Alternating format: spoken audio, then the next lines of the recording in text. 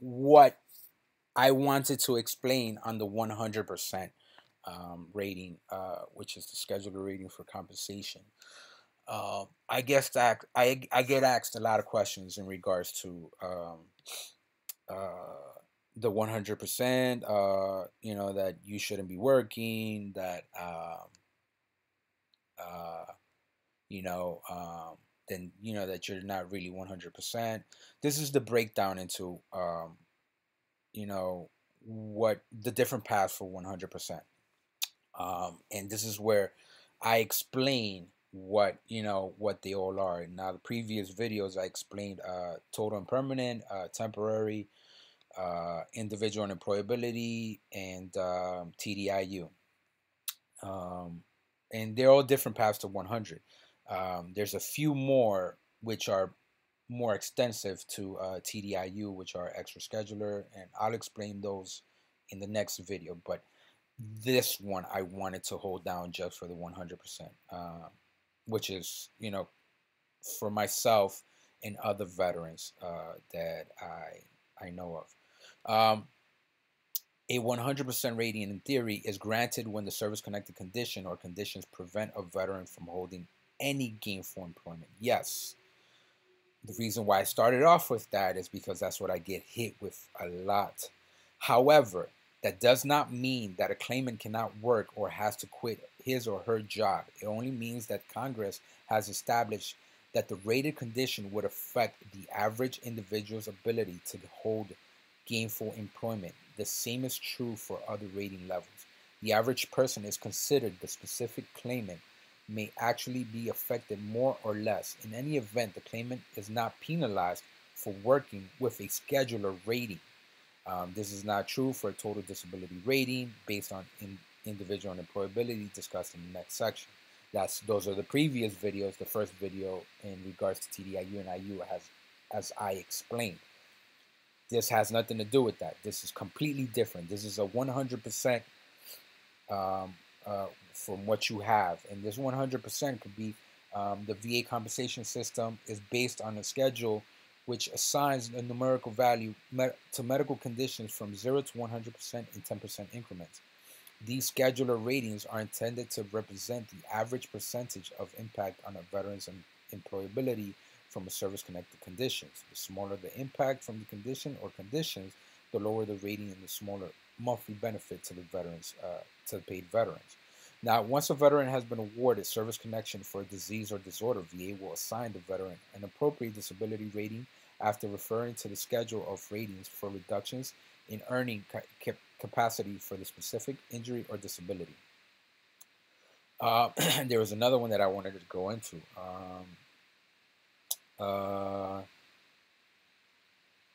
Here we go.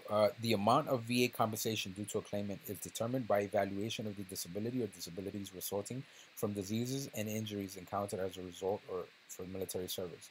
VA's rating schedule is constructed for the purpose of establishing levels of disability for compensation purposes based on average impairment in earning capacity resulting from particular injuries or diseases. Oh, that was quick. There's another one where it states that you get the higher rating. Here we go.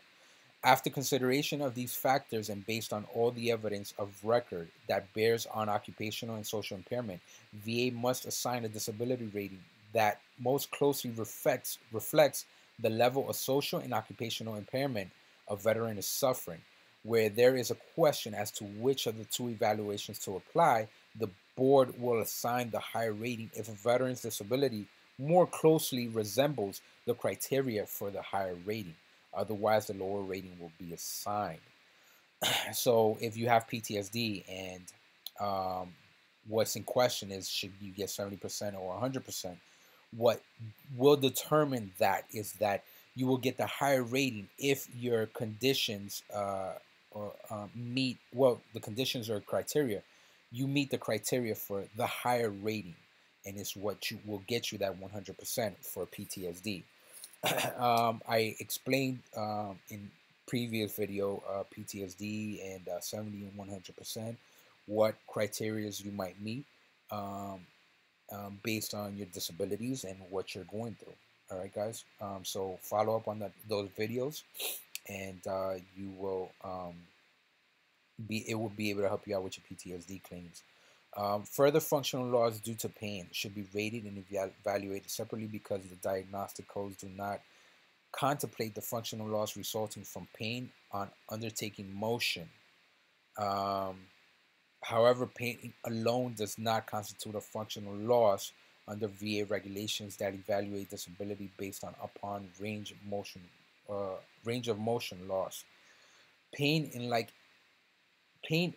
like deformity of or insufficient nerve to supply to a particular joint may result in functional loss, but only if it limits the ability to perform the normal working movements of the body with normal excursion, strength, speed, coordination, or endurance.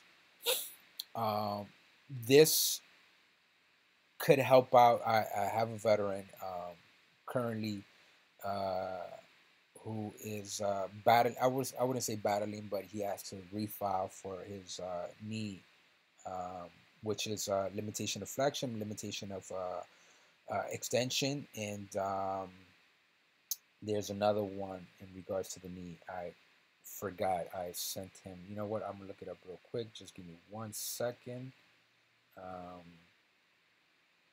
Here we go. And